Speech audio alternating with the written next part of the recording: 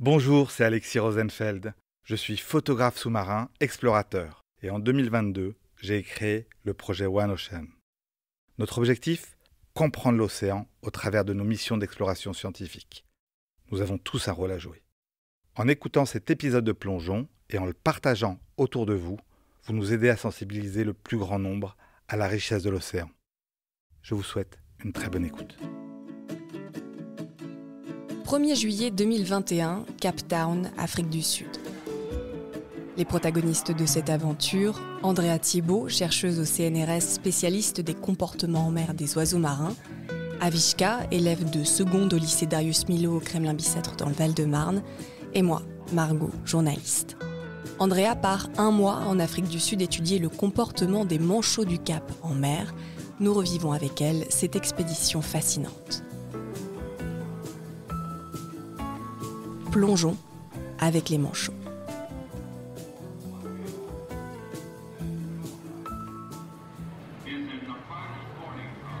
Nous arrivons à l'aéroport du Cap, on récupère nos valises et on part direction Simonstown, qui est à une 30aine de kilomètres de la ville du Cap.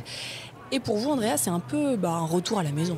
On peut dire ça, oui, parce que j'ai vécu quelques années en Afrique du Sud pour des post-doctorats avant de rentrer en France là, depuis 2 ans. Ouais, donc 7 ans en Afrique du Sud, c'est ça ?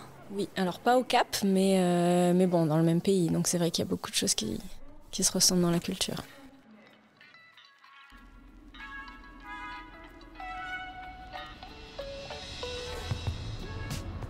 Dans la voiture, on regarde par la fenêtre et le temps n'est pas top, on va pas se mentir. Et ce n'est pas de bon augure pour votre mission, Andrea. Pour nos expériences en mer, on est très dépendant des conditions de météo. Et surtout qu'on veut faire des enregistrements acoustiques. Donc il faut vraiment que la mer soit très calme et qu'il n'y ait aucun vent. Vous êtes venu pourquoi exactement ? Alors je suis venue pour enregistrer les productions vocales de ces manchots. Lorsqu'ils sont en mer. Donc il faut partir sur un bateau, un peu au large, pas trop loin parce qu'on a la chance, on a choisi aussi cette espèce modèle parce qu'il se déplace à disons 40-50 km des côtes. Oui, ça c'est pratique. C'est pratique, c'est très pratique, comparé aux manchots empereurs par exemple qui parcourent des centaines de kilomètres. Mais donc on est là pour donc partir en mer et enregistrer les vocalisations des manchots en mer.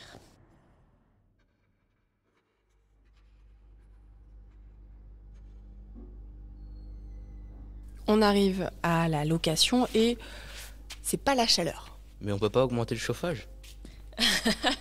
Alors, en Afrique du Sud, les maisons ne sont pas chauffées de façon...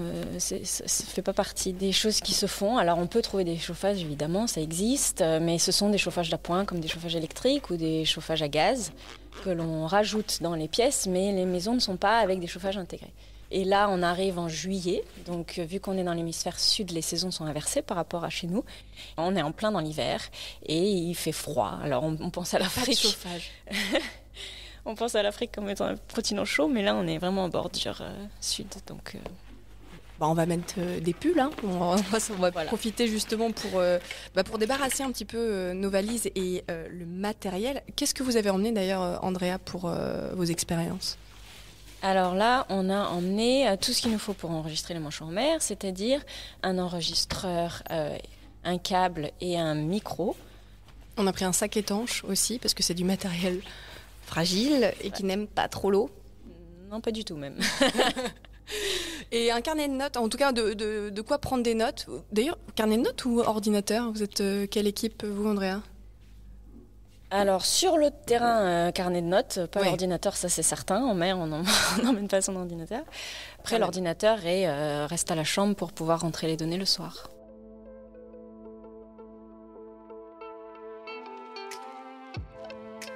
Le mauvais temps qui nous a accueillis à notre arrivée en Afrique du Sud va persister. Impossible de sortir en mer. Là, vous êtes dans quel état d'esprit ? Alors au début un petit peu stressée parce que c'est ma première mission sur ce genre de sujet, une mission en mer. Je sais que ça va être un peu difficile, que je sais pas si on va pouvoir trouver des manchots, si on va pouvoir les enregistrer, à quelle distance on va pouvoir s'approcher. Donc c'est vrai qu'il y a plusieurs inconnus comme ça qui donnent un peu de stress. C'est quoi la différence entre pingouin et manchot? Alors les pingouins vivent dans l'hémisphère nord et ils volent, alors que les manchots n'existent que dans l'hémisphère sud et ne volent pas. Alors c'est vrai qu'il y a cette confusion parce qu'en anglais on dit penguin, Et oui. mais en français on dit bien manchot. Bon, on va en profiter avant de pouvoir les voir et les enregistrer pour faire un petit peu de tourisme. On a profité du fait que vous ayez vécu 7 ans ici. Andrea, où est-ce que vous nous emmenez ? Il y a tellement d'options que c'est difficile de choisir, mais on va dire qu'on va partir à la pointe du Cap. C'est pas mal. Ouais. Avishka, tu connais l'Afrique du Sud ou pas du tout ? Un petit peu. Ah ouais. Moi, je connais pas, donc c'est l'occasion.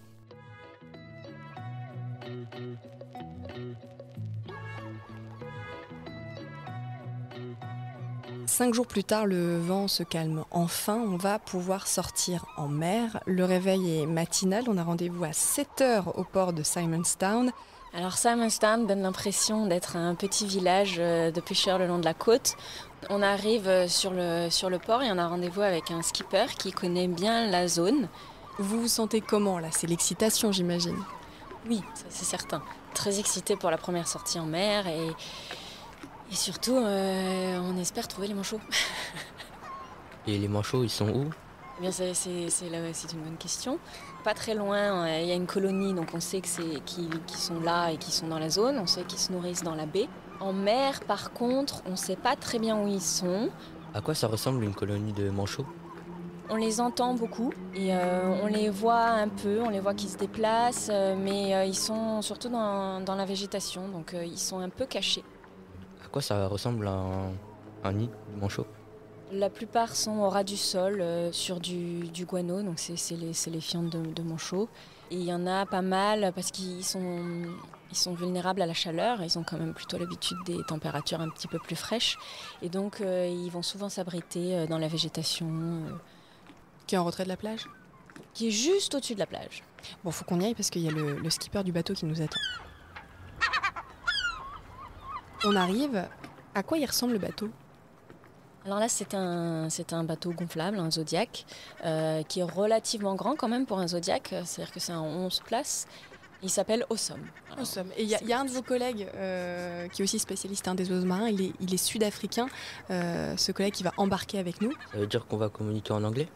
Alors oui, pas le choix avec le skipper et avec les chercheurs sud-africains, oui, c'est uniquement en anglais. Alors Avishka, comment tu parles anglais ? Est-ce que tu as un bon niveau d'anglais ou pas ? Non, ça va, je me débrouille. Bon, on va s'en sortir alors.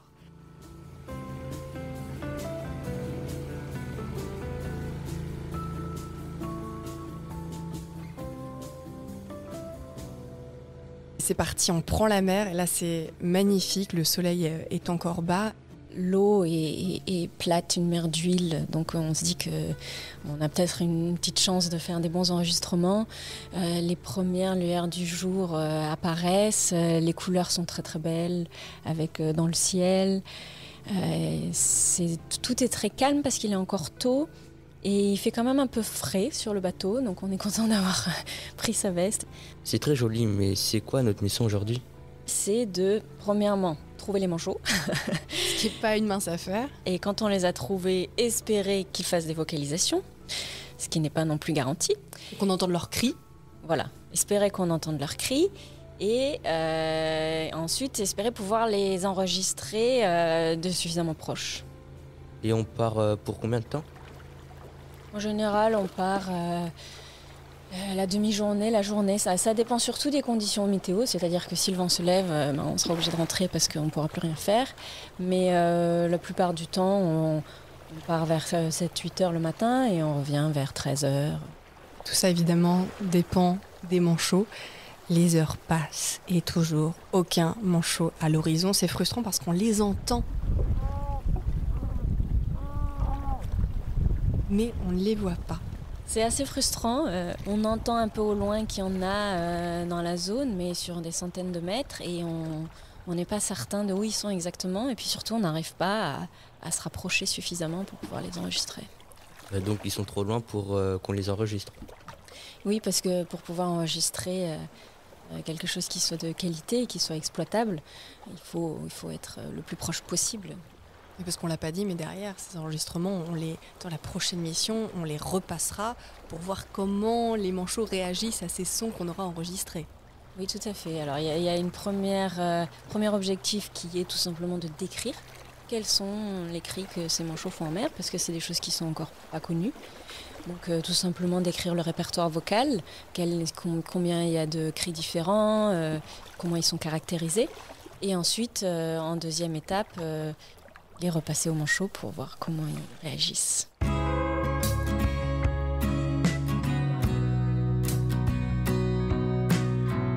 On rentre au port, bredouille, un peu déçu, forcément. On n'a rien pu enregistrer.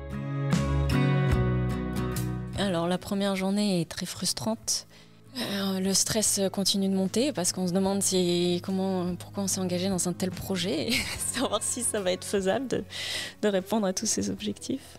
Mais bon, après on garde espoir parce qu'on a conscience qu'on ne s'est pas engagé dans quelque chose qui va être facile. Et d'ailleurs c'est un peu ça aussi l'intérêt de ces recherches, c'est de pouvoir explorer des nouvelles choses qui ne sont pas connues. Et si elles ne sont pas connues, c'est bien parce que c'est pas si évident.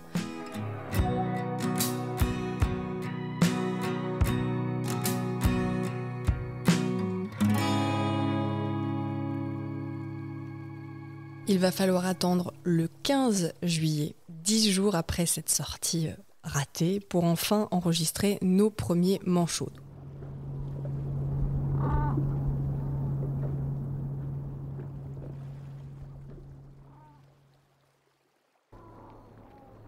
Two penguins, 50 meters, deux manchots à 50 mètres. They seem to be joining her. Ils ont l'air de rejoindre un groupe d'autres manchots. Qui veut de la crème solaire ? Chut, Margot, on enregistre là. Oh oui, mince.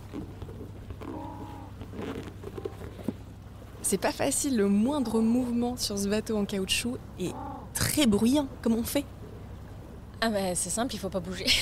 D'accord, Il y a pas de je prends secret. note. Alors on s'assied ou on reste debout, on choisit. Et puis ensuite, on ne bouge plus. Même un mouvement de bras avec les vestes étanches qu'on a, ça fait du bruit. Donc il ne faut pas faire le moindre mouvement. Ok. En plus, on se rend compte que le son en mer, c'est quelque chose de très particulier parce qu'il se propage très bien. Là, les manchots, on les entend comme s'ils étaient à côté de nous. Comment on explique ça ? Alors c'est un peu ce qu'on essaye d'étudier et on pense que c'est la raison pour laquelle ces manchots utilisent l'acoustique pour pouvoir communiquer à distance. Et donc l'idée, mais qui reste encore à démontrer, ce serait que le son rebondit sur la surface de l'eau et ce qui lui permet de se propager plus loin que s'il n'y avait pas cette surface d'eau qui faisait un peu écran. Et du coup, on ne les dérange pas ?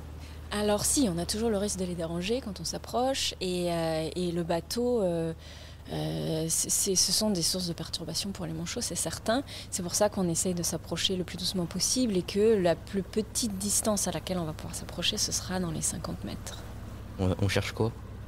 On cherche à comprendre comment ces manchots communiquent en mer et comment ils coordonnent leurs activités de groupe. Parce qu'on sait qu'ils chassent en groupe et qu'ils bénéficient d'être en groupe pour pouvoir capturer des proies, un peu comme les dauphins chassent en groupe sur les bancs de poissons.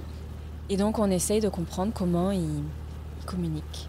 Les hypothèses sont que les manchots vont communiquer d'une part pour maintenir des contacts en mer à distance. Donc ça, c'est quand même, on est quand même assez content lors des premières sorties parce qu'on se dit que notre hypothèse va sûrement être vérifiée. C'est qu'on les entend de loin et on les entend avant de les voir. Donc eux sûrement aussi utilisent les communications acoustiques pour maintenir des contacts à distance et puis peut-être pour se recruter les uns les autres sur des zones de chasse.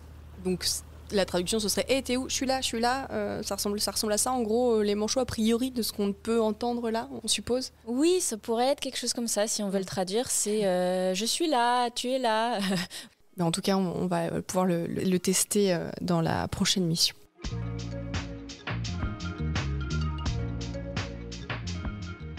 Pendant 2 jours, les conditions météo sont optimales. On sort en mer, on voit des manchots et surtout on les enregistre. Et heureusement car le mois est passé à une vitesse folle. Ce soir, et oui déjà, on rentre à Paris. Ça vous dit une dernière petite sortie avant de repartir ? Ah oui, là les conditions aujourd'hui sont tellement... Elles sont trop bonnes pour qu'on passe à côté. Oui. Oui, c'est clair, moi aussi j'ai envie de sortir. Alors on va où ? Alors là, les conditions sont tellement bonnes qu'on va partir en mer et on va même faire quelque chose d'un peu différent, c'est qu'on va y aller en kayak parce qu'on a bien vu que les bateaux quand même les perturbaient un peu et on va tenter quelque chose de différent. C'est de les approcher avec des kayaks. Alors la difficulté, c'est que d'un point de vue logistique, c'est plus compliqué, mais là, les conditions aujourd'hui se prêtent parfaitement à ça. Bon bah allez, c'est parti.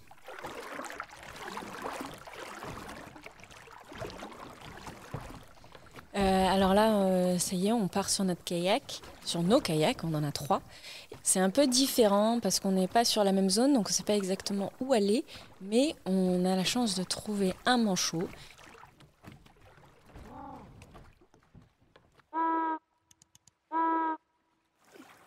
Qui va émettre plusieurs cris d'affilée. Alors il est tout seul, on se demande un peu ce qu'il fait, on se demande s'il appelle ses copains, on ne sait pas trop.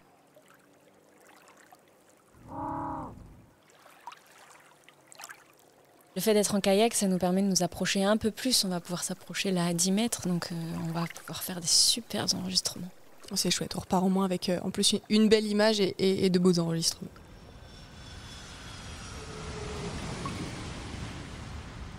De retour à Paris, pendant 1 an, on va extraire les enregistrements, analyser les données, identifier les différents cris de manchots. On en trouve combien d'ailleurs ?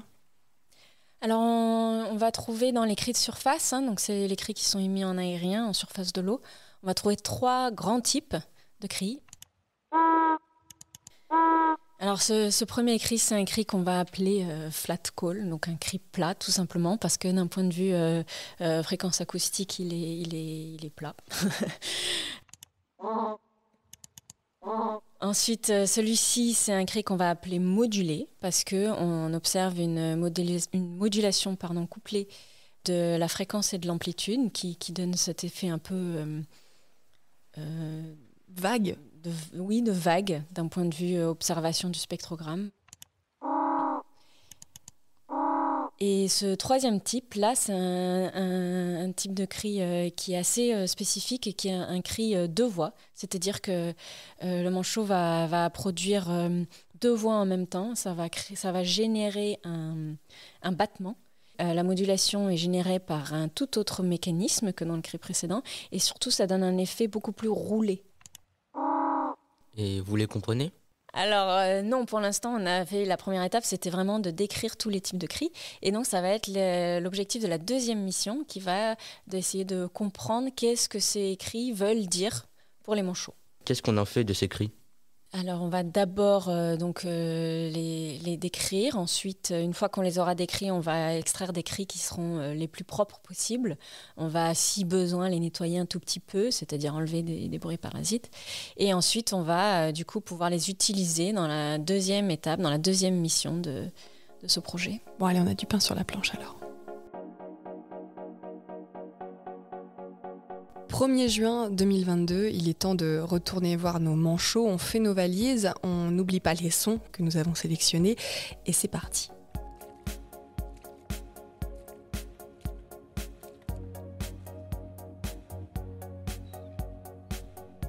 Pendant 4 jours, Andrea, vous allez tester le matériel, notamment pour identifier jusqu'à quelle distance les cris que l'on diffuse se propagent, parce que si on est à 1 km des manchots et que l'on diffuse le cri, il est possible qu'ils ne nous entendent pas.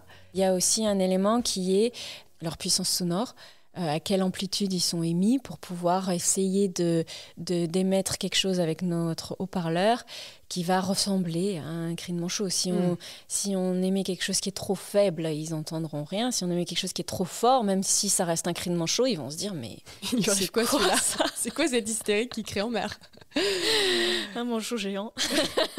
Bon, en tout cas, on a pu juger et jauger la bonne distance. Nous sommes enfin prêts et rebelote. On prend la mer en espérant trouver des manchots.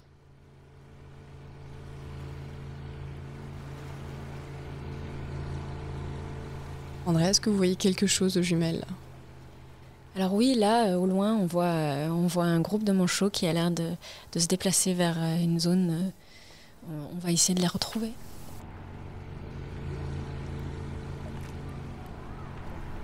Donc on a pris le même matériel que lors de la première mission et en plus on a pris un haut-parleur pour pouvoir diffuser ces cris qu'on a sélectionnés. En gros, on leur pose des questions et on voit comment ils nous répondent. Exactement. Et on regarde quelles sont leurs réactions.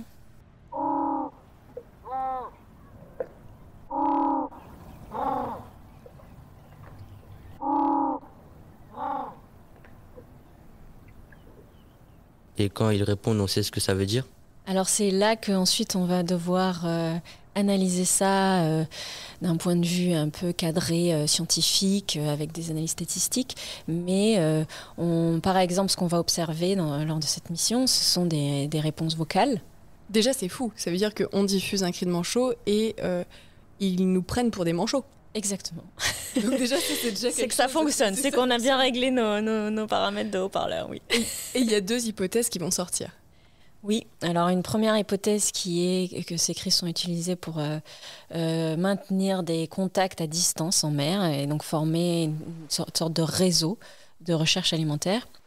Et la deuxième hypothèse, le deuxième type de comportement qu'on va observer, là plus rarement, mais qui est un comportement très très fort, enfin une réponse très forte, c'est que dans certains cas, le groupe de manchots va se rapprocher de nous et va se rapprocher du bateau, comme si on lui avait dit viens ici, ou on le recrute sur une zone où ils vont potentiellement chasser.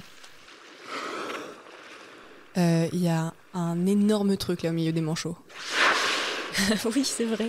On voit une baleine. C'est vrai que c'est de la chance.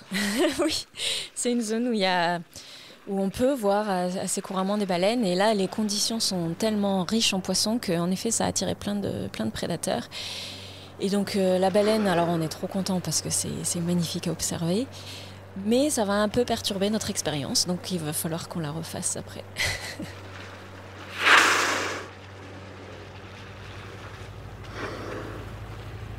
Il y a pas mal de bateaux, ça doit pas perturber les manchots. Si, ça c'est vrai que c'est une des grosses problématiques et qui est aussi quelque chose qu'on essaie d'étudier dans ce projet, c'est comment les manchots peuvent être sensibles à ce trafic maritime et potentiellement au bruit généré par le trafic qui va peut-être masquer leur communication en mer. Et ce qui est certain, c'est que dans cette zone où le trafic maritime a grandement augmenté dans les quelques dernières années, on a observé une chute de la population de manchots et on suspecte que ce soit un impact du bruit. On en discutait d'ailleurs, on suppose qu'une colonie a été décimée à cause de ce trafic-là. On suppose, c'est pas prouvé, mais c'est une colonie qui a vu sa population drastiquement, quasiment s'éteindre.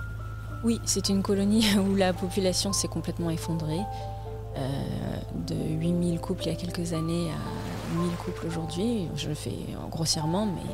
Ces manchots qui ont quitté cette colonie, on les a pas retrouvés dans d'autres colonies, donc on suppose qu'ils sont morts. Oui, ils se sont pas déplacés.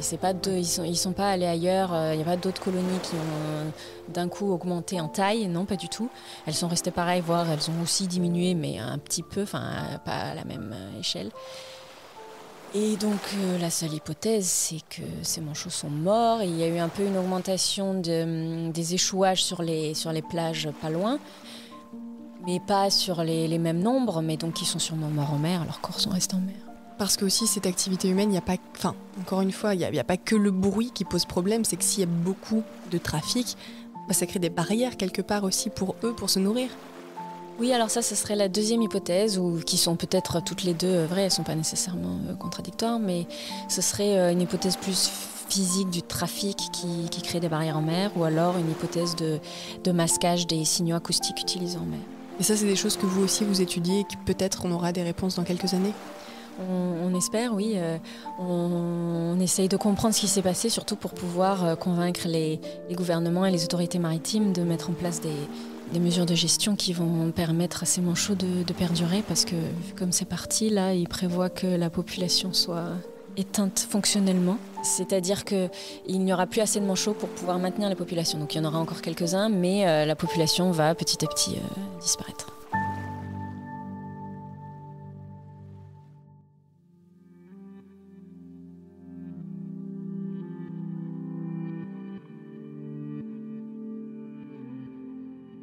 Cette deuxième mission aura été plus fructueuse que la première. 5 belles sorties en mer quand même, c'est pas mal. Je vous propose une petite pause dans un café, on l'a bien mérité. En fait, Andrea, quand vous aviez mon âge, 15 ans, c'était quoi votre rêve ? Je pense que mon rêve à cette époque-là, c'était d'aller à Madagascar. Oh, c'est cool. Oui. C'est en fait, peut-être de façon plus large, je dirais que c'était d'avoir des expériences à l'étranger, ou pas seulement 1 ou 2 semaines de voyage touristique, mais vraiment de m'immerger dans une nouvelle culture, dans un nouveau pays. Et aujourd'hui, c'est quoi votre rêve ? C'est pas une question facile, mais on va dire un grand rêve, ce serait que nous, la société humaine, si nous pouvions avoir une place sur la Terre qui soit un peu plus harmonieuse avec la nature.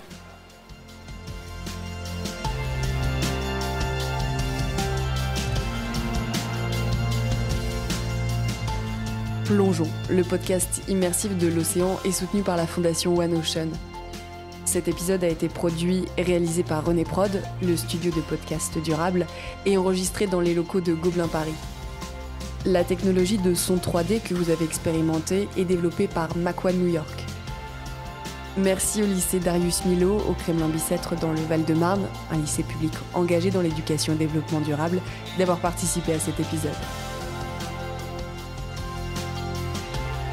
Alors on va pas vous demander de nous mettre 5 étoiles sur les plateformes d'écoute. Une petite pensée pour l'océan nous suffira largement.